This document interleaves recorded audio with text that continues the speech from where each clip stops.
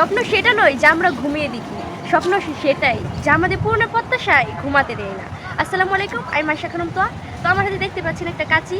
তো আজকের ওয়েদারটা কিন্তু অনেক সুন্দর, তো অনেক সুন্দর বাতাস। আর দেখেন আগ গাছগুলো যেন আমার সাথে খেলা করছে, তো ভালো লাগছে না, একটু অস্বস্তি করছে।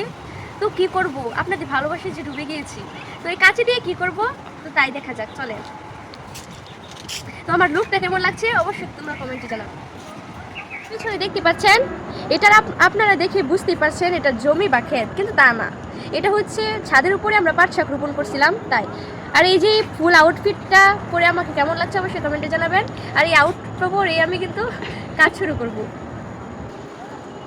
এই যে আমি সবগুলো কাঁচির সাহায্যে কেটে ফেলছি, আজকে কিন্তু সবগুলো কেটে ফেলবো।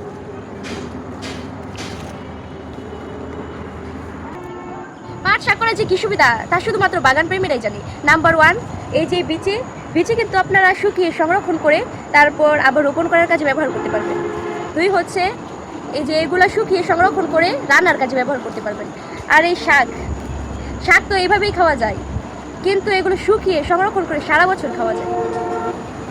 তো চলেন আমরা এই কাটার কাজে, তো এইগুলো তো বাগান প্রেমীরাই বুঝে। তো যাক, আর কথা বাড়াবো না, তো এই আমার বাগানটা সাপ পরিষ্কার করি। চলো,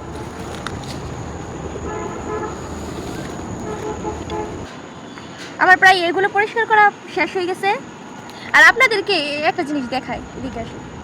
এই যে এই ড্রাগন গাছ প্রায় 6 মাস আগে মনে হয় আমি রোপণ করেছিলাম। আমার মনে হয়েছিল এটা উঠিয়ে ফেলি, কিন্তু না, দেখেন এই গাছটা কিন্তু একলা পড়ে গেছে।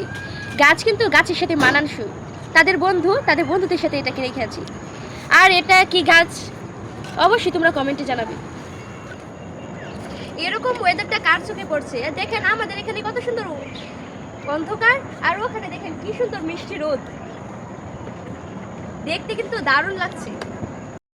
আজকে আরো দুটো চারা আনলাম, ভাবছি ড্রাগনের সাথে আঙ্গুর গাছটা লাগিয়ে দিই। এই যে এই ব্যাটের মধ্যে বাজারে ফলের যা দাম, এজন্যই ভাবছি এখানে চারা লাগিয়ে দিই। বাজারে ফলের মধ্যে কিন্তু অনেক কেমিক্যাল থাকে, তা খেয়ে আমরা অসুস্থ হয়ে পড়ছি। তো নিজের গাছের ফল কিন্তু একটা খেলেও তৃপ্তি পাওয়া যায়। আঙ্গুর ফলে কিন্তু আমরা দুটো চারা আনছি। একটা আঙ্গুর ফল কিন্তু আমরা এখানে রোপণ করলাম, আর এটা কোথায় রোপণ করব তো পরবর্তী ভিডিওতে আপনাদেরকে দেখাবো। সব কাজ তো আর একদিনে করা যাবে না, এত এনার্জি কিন্তু শরীরে নেই। তো আজকে এগুলো নিয়ে বাড়ি ফিরে যাই। সেই পর্যন্ত সবাই ভালো থাকবেন, সুস্থ থাকবেন। আজকের জন্য বিদায়, আল্লাহ হাফেজ।